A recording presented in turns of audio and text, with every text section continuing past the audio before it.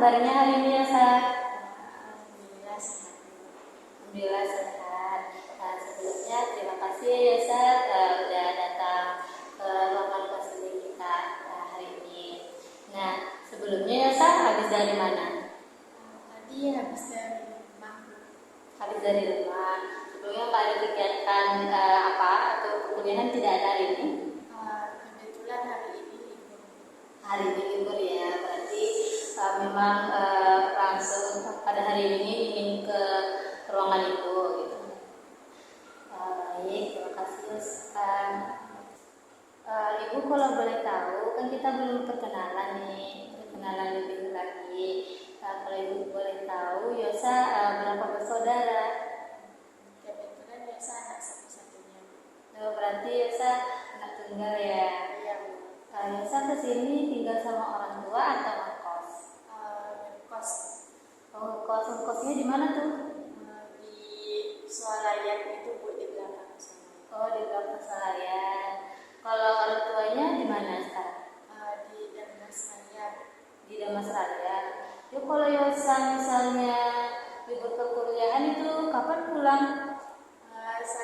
Kebetulan cuma waktu libur semester aja. Libur semester saja gitu ya.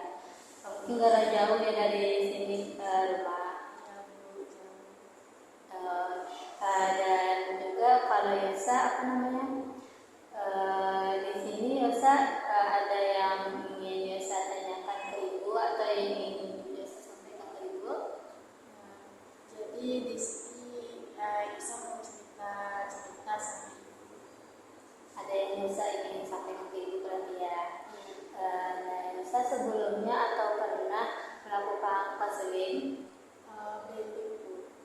Belum pernah, berarti ini baru pertama kali ya Yosa. Atau Yosa ada yang Yosa ketahui mengenai konseling individu itu apa? Kemarin kata teman Yosa Bu, katanya kalau kita ke Merdeka tuh boleh untuk cerita-cerita gitu katanya sama Ibu. Jadi Yosa pengen juga gitu, makanya Yosa di sini. Jadi kalau dulu Yosa seperti itu ya. Nah, iya Yosa kalau konseling individu itu sama kayak seperti yang kita lakukan, di mana Ibu konselornya, Yosa kliennya. Nah, kita di sini nih boleh mengungkapkan apa-apa aja yang mengganggu aktivitas, apa-apa aja permasalahan yang dihadapi di saat ini. Nah, kalau tujuannya ada yang bisa ketahui nggak tujuan konseling individu ini? Cuma untuk cerita-cerita aja bukan Yosa. Berarti kalau ibu jelaskan lebih lagi ya, tujuan konseling individu itu ya bahwa yang dimana di sini kita menentukan masalah atau mencari solusi permasalahan yang dihadapi dan boleh apapun yang Yosa katakan tuh jangan takut untuk disebarkan. Nah, juga kalau di konseling individu ini ada beberapa yang perlu diperhatikan, yang dimana kalau di si konseling individu ini kita itu datang kembali tanpa ada keterpaksaan, itu sukarela. Yosa kesini itu ada yang nyuruh atau keinginan Yosa sendiri? Keinginan sendiri. Nah ya, jadi kalau konseling individu ini memang kayak kesukarelaan kita sendiri ya, untuk datang kemari atau ingin konseling. Dan juga kalau konseling individu ini Yosa juga jangan takut untuk disebarluaskan. Yosa juga boleh mengungkapkan apapun yang Yosa rasakan, apapun yang merasa hadapi yang mengganggu aktivitasnya. Di sini kita ada rahasianya dan juga boleh katakan terbuka aja dengan Ibu, ceritakan aja semua. Dan juga di sini kalau konseling individu Yosa itu menggunakan norma-norma yang berlaku. Jadi itu seperti yang apa aja konseling individu ini. Ada yang Yosa ingin tanyakan lagi? Berarti Yosa sudah paham mengenai konseling individu. Ya, kita lanjut ke konseling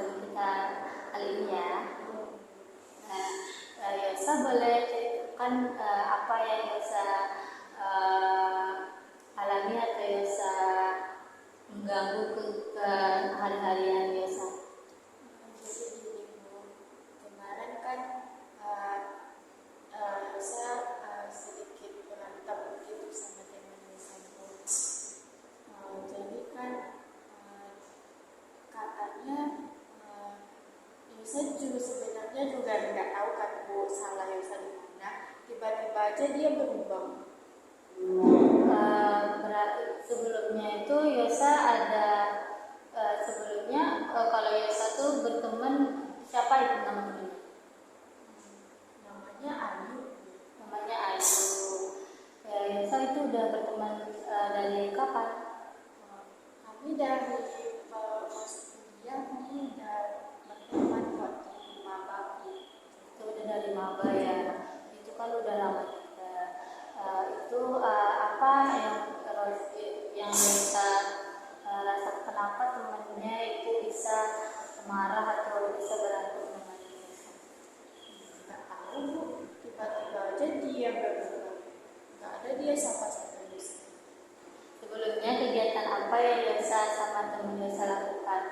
Atau ada nggak kayak yang disampaikannya ke Yosa, atau kayak Yosa mungkin yang Yosa sampaikan ke dia tidak enak atau salah yang Yosa sampaikan?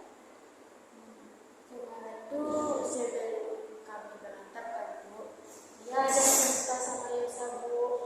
Jadi katanya gini, jangan ceritain masalah ini sama orang lain ya, katakan Bu. Jadi Yosa sebenarnya juga nggak sengaja Bu. Jadi kan waktu itu Yosa cerita sama si Aisyah kan Bu. Nggak sengaja Yosa bilang sama Aisyah tuh Bu. Terus tiba-tiba si Ayu tuh marah sama Yosa. Berarti jadi Yosa ada yang si Ayu ini ada yang disampaikannya ke Yosa, tapi Yosa sampaikan ke teman Yosa yang satu lagi si Aisyah dia. Itu permasalahan atau cerita apa yang mengenai apa yang si Ayu katakan ke Yosa? Katanya orang tuanya bercerai Bu. Terus waktu Yosa cerita sama Aisyah kan Bu, Yosa sebenarnya nggak sengaja kan Bu. Tuh bilang lah sama si Aisyah, tiba-tiba aja si Ayu marah sama Yosa. Jadi ada kayak penyampaian yang seharusnya kan di sini Yosa ada yang Ayu bilang ke Yosa bahwa itu tidak boleh dibilang ke siapapun, tetapi Yosa bisa bilangnya ke teman. Itu ada yang Yosa menurut Yosa seperti itu tuh baik atau enggak? Kan Yosa nggak sengaja Bu. Yosa juga nggak mau sebenarnya nyampain sama Aisyah. Dari sini ya Yosa, Yosa kalau di posisi misalnya kalau misalnya menurut Yosa tuh sesuatu yang dirahasiakan atau yang ingin ditutupi itu lebih bagus nggak itu dikatakan ke orang lain? Enggak sih Bu. Nah, bisa kalau Yosa di posisi kayak seperti Ayu, Yosa ingin menyampaikan yang seharusnya nggak boleh disampaikan ke yang lain, tetapi Ayu mengatakannya ke yang temannya yang lain juga. Bagaimana perasaan Yosa?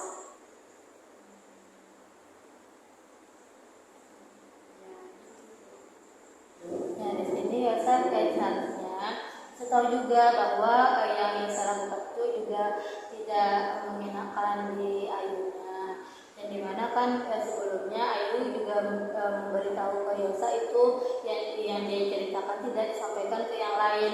Itu termasuk kayak rahasia atau kayak sesuatu yang nggak boleh diberitahu ke orang lain.